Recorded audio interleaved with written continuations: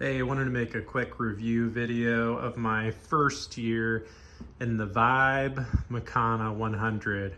Um, so in the last year, I've really got into these river, kayak, smallmouth fishing tournaments and was really looking for a boat that was lightweight, not super big, something I could car top very easily, something that could easily navigate shallow water with. And I'd have to say that the Vibe Makana has really exceeded my expectations. And so I thought I'd do just a little bit of a walkthrough of how I got my rig set up and how I might be able to hopefully help anybody that's maybe interested in getting one of these boats make an informed buying decision. And so a couple things that I definitely would recommend if you're looking to do this for river fishing is getting the fin drive system.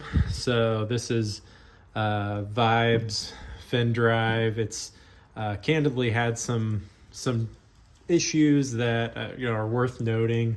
One being is that when I purchased it, first time taking out, I had a issue with one of the chains breaking. Vibe's customer service fixed it right away. Within the same week, I got a new chain and was able to get it fixed. And other than that, there was one other issue. So on the inside of this little cap here, there's a screw, a lock nut screw, or excuse me, a lock nut that keeps coming loose.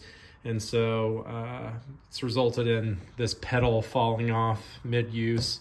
And so I think I've got that fixed now. I've replaced the nut in there. And but the big value of being able to have a fin drive system, particularly on the river or creek where you're running shallow, is the ability to be able to pull your fins all the way up and run in super shallow water as you're going through riffles, or you can flutter like this, and this would allow you to move forward through really shallow water.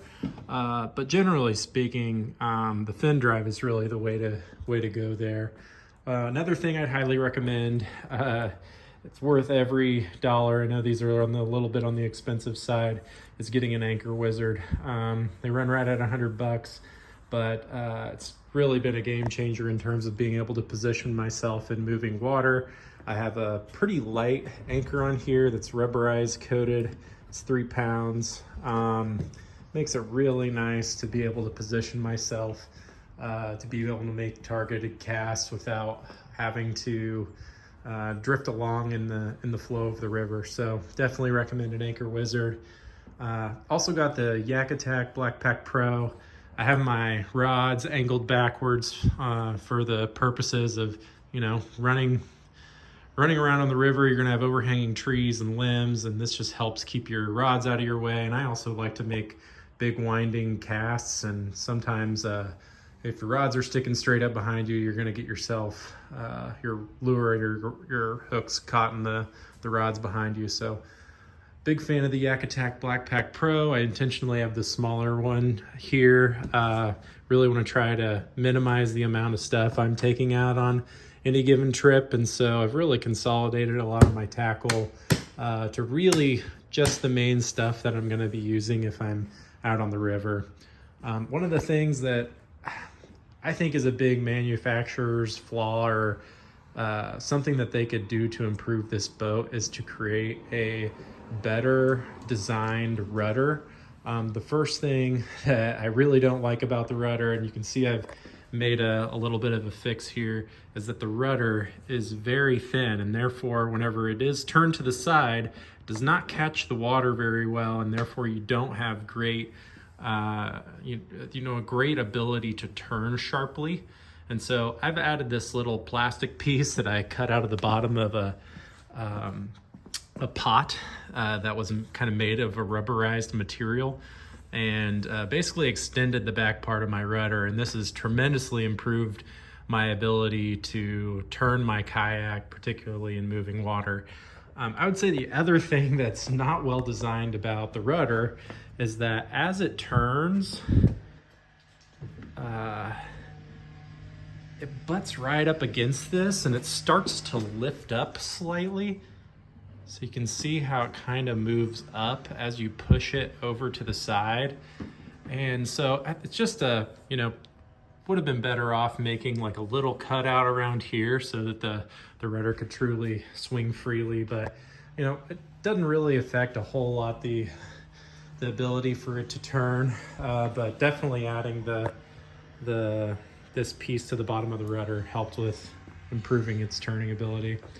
The other big thing, really glad that I upgraded to have a nice place to store my catch board for the tournaments that I'm fishing. I've seen a lot of guys use these oar holders as a way to be able to store your catch board, and it's really simple. Just pops right in there, pops right on there, and I feel really good about it being pretty sturdy enough in order for me to feel comfortable keeping it back there, and then all I got to do is just reach around and grab it whenever I need it. So that's been a really nice upgrade that I made, because really there's not another great place to store the catch board. This is a smaller boat, so you don't have a ton of room down by your legs or ton of room up under your seat. So getting that out of your leg room is really helpful.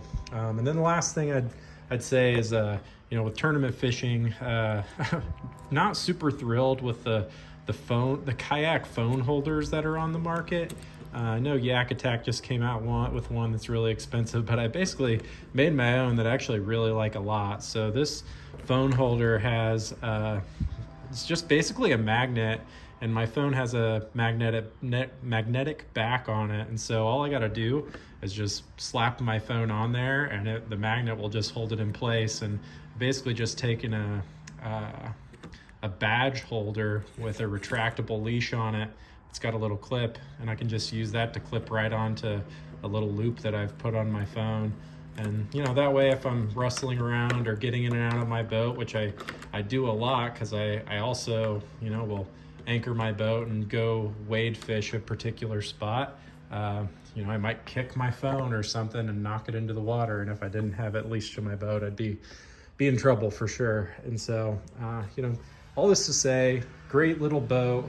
If you take everything out of it, it's only like 60 pounds or something like that.